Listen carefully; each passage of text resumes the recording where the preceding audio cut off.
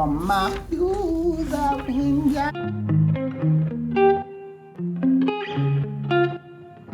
welcome to People of Interest. We're gonna have a couple of fun short segments for you. First of all, I am Mahatma and I'm here with the one and only Lucinda. Yes. Yeah, so we're gonna do a couple of short segments to see different and weird things going on around the world, and our two little segments are called How Fascinating and Now That's Just Silly. That's just silly. Alright, so let's start with the fun ones. Let's just say. I think, mine is more fun, right? Yeah, of course, mine's like okay, so we have 10 minutes? Okay. Yeah. But I need to read this so that you guys get it, right? I want to hear so, I came across this article in a Ugandan paper. It says two face 7-year jail term over airline incident. They were selling grasshoppers. Right. Yeah, so this is bury the lead. Right? Yeah, there it is. So grasshoppers, we call them senene, right? Senene. Yeah, senene. Okay, those creepy little things. But yes. So I'm just gonna read this for you, okay? Alright.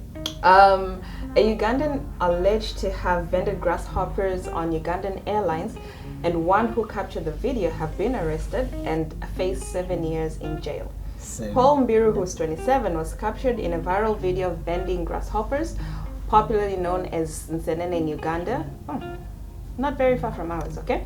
On Ugandan airline, and Hajib, I hope I pronounced that right, who's 25, who took the video, was also arrested. Wait, they both got 7 years? No, we'll get there. Okay. By aviation police at Entebbe International Airport yesterday. Police have slapped 3 offenses against them, with one fetching 7 years in jail upon conviction, okay? Police spokesperson says that the duo is facing charges of common nuisance, refusal to follow a lawful instruction given by the aircraft crew member, contrary to the Civil Aviation Security Regulation of 2012, negligent acts likely to cause the spread of an infectious disease.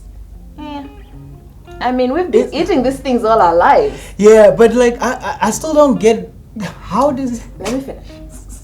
The suspects went against the standard in-flight instructions and started vending fried grasshoppers. Oh, God. They also defied one of the cabin crew members who approached and asked them to stop the illegal act and take their seats. In addition, despite the pre-flight COVID tests and mandatory use of face masks, the passengers posed another safety risk when they removed their masks and were shouting at the top of their voices, he added. The Ministry of Health guidelines against the spread of COVID-19 indicate that people are supposed to wear their masks in public to control the transmission of the virus. Okay, that's a valid point. What was it? They're on a plane. That's a valid point. I mean, it's a tube. You were enclosed there for hours. Okay. So this is what the law says. Those found flouting the COVID-19 regulations are often charged under Section 171 of the Penal Code Act of negligent act likely to spread infection of the disease. It attracts a 7-year sentence on the conviction. Damn. Yeah, I mean... However, no one in Uganda has ever been sentenced to jail for that long since the COVID-19 pandemic started in 2019. Way to make an example. Yeah. The offense of common nuisance attracts a year in jail on conviction, while the other of refusal to follow a lawful instruction given by the aircraft crew member, contrary to Regulation 51B of the Civil Aviation Security Regulation of 2012. Damn, the law is long. Yeah, you gotta be specific. Amounts to a fine of not exceeding 72 currency points. In Ugandan shillings, that's 1,440,000, or an imprisonment for a term not exceeding 3 years or both. Now, here's my issue with this. Sure, one of your issues with this. This is actually my biggest issue with this, rather. Yeah. We have so many problems going on. Yeah. And the one you pick to make public news is people vending senene. Yeah. And it's something that you find in the traffic lights there. Like, why is our focus on the most trivial things? And 7 years, that's just... That's just nasty. There's both 20-something-year-olds, right? Yeah, 27 and 25. Wait, they've been convicted already. No. They are yet to be convicted. Right. So this says upon conviction. Do you think this is just like to scare them, like a scare tactic? Like. But the fact that it's like, it's here, it's all out there. No, you get stories like that in Africa. Like, I get changing the narrative of whatever is happening in your country, but this... Yeah. No, my thing is, first of all, how many people actually bought? Who's on a plane like, oh, what, you're selling? Dope. No, but then, this, I'm going to compare this to biltong. Biltong. Yeah, no, I'm not saying, I eat senene. Okay, I don't like senene, but I like biltong. And that's food. Yeah. People carry that onto the flight. Yes, we don't peddle it, we don't sell it to fellow passengers, but... What if you do? So if they were just giving it away? Also, infectious diseases that come with senene. No, that is probably the most like legit thing that from what I heard is that, hey, listen, you can't just be spreading this food. We don't know what the hell is it, because it could be like poison, you know. It's senene. Yeah, no, but hey, people are away. I think maybe my issue, not that it could carry infectious diseases. It's something that is all around us. Yeah. We eat all the time. My issue might be that they are not authorized to do this. Yeah, there is that. Yes. Yeah. But to say that the food might carry infectious diseases, I mean, that's just stretching it. But like the worst one was the COVID one. First of all, it's like, okay, at this point, it's like grow up. Okay, it's like, are we doing this or not? If you want to take COVID seriously, let's take it seriously. But if you're on a plane, don't.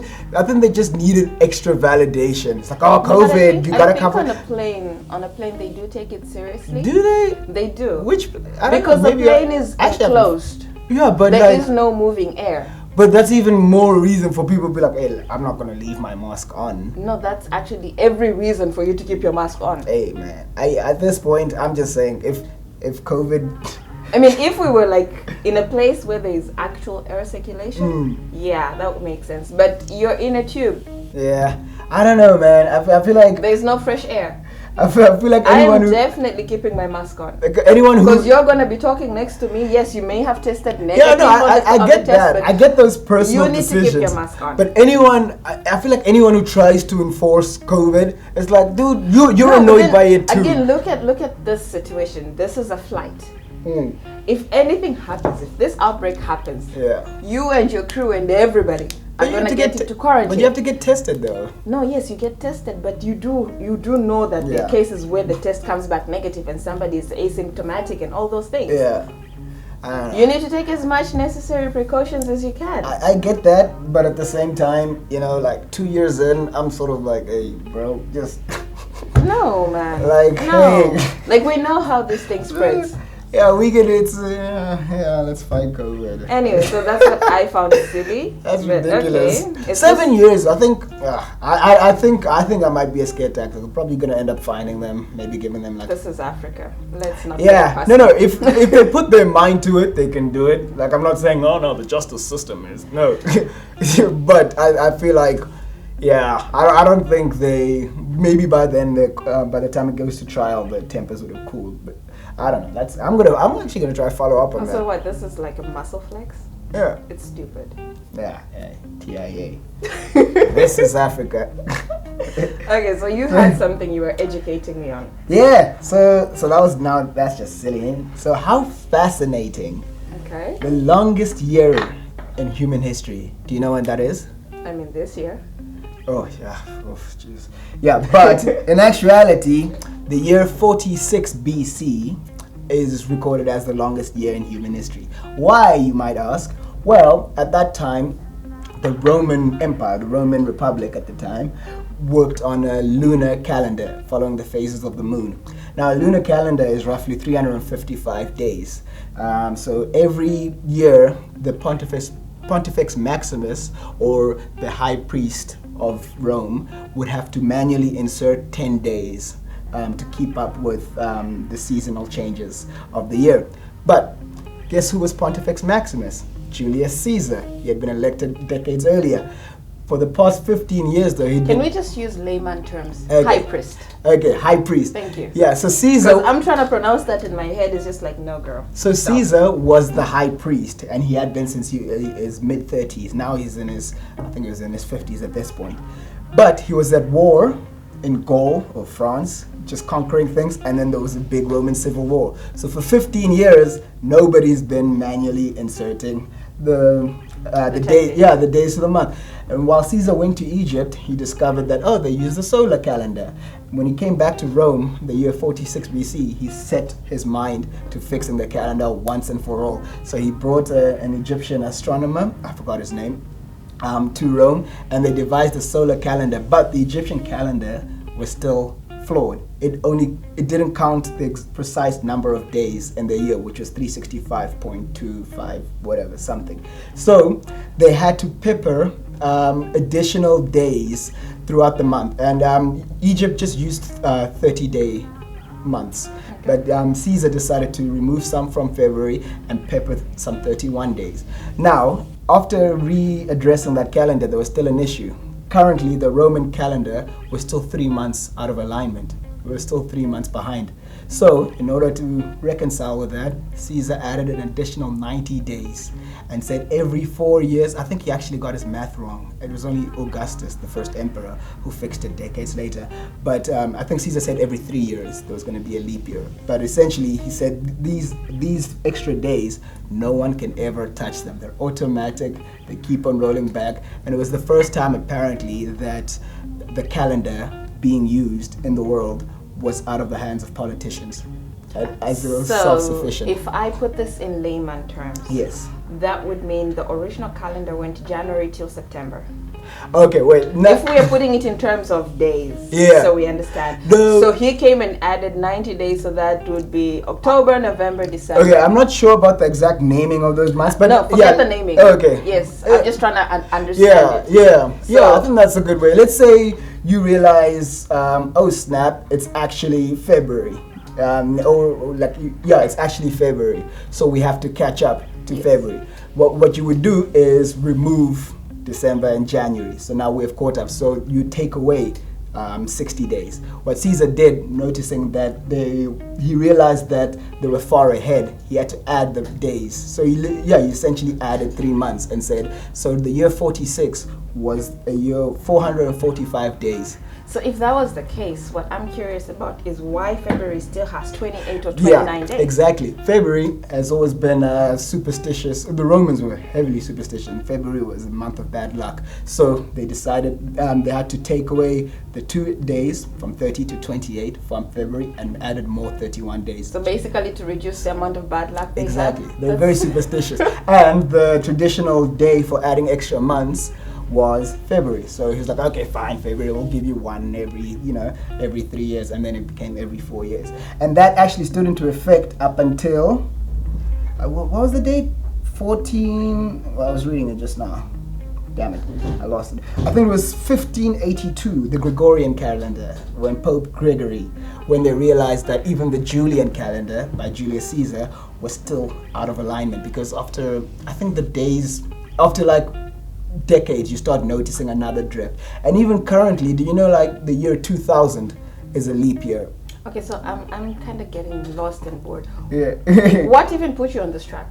I don't know. I just bumped across it on YouTube. I'm like, wait, really? That's the longest year? And then I just started reading up about it, and I'm finding out just exactly why do we call it BC and AD, and wait, Ethiopia has this different calendar. I feel like that is so much information for 10 minutes. Like, yeah, I have so much. This is something for you to take home, digest, the glass of wine. Oh my word! Yeah. I barely know the different types of calendars. I don't. I just know we have January till December. I didn't go to the library and like, I just found something. I'm like, what? That's cool, and then went down that rabbit hole. So next time. This is why you should not watch YouTube at night. Oh, please! That's the only time to watch YouTube. Next time we had a dinner party. Funny story. So I was studying for exams. Yeah. And you know how you're like, let me see what this person says, or this hack about YouTube, studying this and this. So I was looking at I don't even remember actually how I just remember it being like 4 a.m. Yeah. and I'm watching a video of how to clip a cat's toenails. Yeah, it happens, man. It happens. YouTube is not for night hours. My favorite ones are frog eating frog. And it's like a big frog or like a bullfrog and this tiny frog. No, but it's brutal. It's like 8 frogs just being dumped in. Oh my god. Oh, that's just No, that's the thing with YouTube though. Like all this stuff, I'm fairly certain we might have covered it in high school. You know, I could have gotten my 70 for it. Like, oh, I got the exact. But now, because of I YouTube, feel like if we had this topic, I'd have flunked. yeah, nah, but you hate history, which is just. I really How didn't. could you hate history? That's like hating. I think you noticed how much I was zoning out. No, you told me you hate history though. I remember. I cannot stand history. That's hey man, anything history. I'm like, what? We used to do that. Okay. I mean, why? I don't know, dude. I feel like this is we're talking thousands and thousands of years ago. Exactly. Let the past stay where it belongs. Yeah, in the but past. like, don't you get like just like what? Because like my thing is, like I always say, like door handles baffle me. Like I don't know the mechanics of a door handle, like how the science behind it. Like that's how simple I am. Now we're talking thousands of years ago. These guys had nothing, and they're still devising these complex schemes. I don't know. Yeah, No. so that's how fascinating. I think I'm the one who had the lowest history mark in this room. How much did you get for history? 74. 74. Yeah. Wow. I got a nice 76, man. Impressive. And math? Ah, gee, that's what? What was that? I think my mom's calling.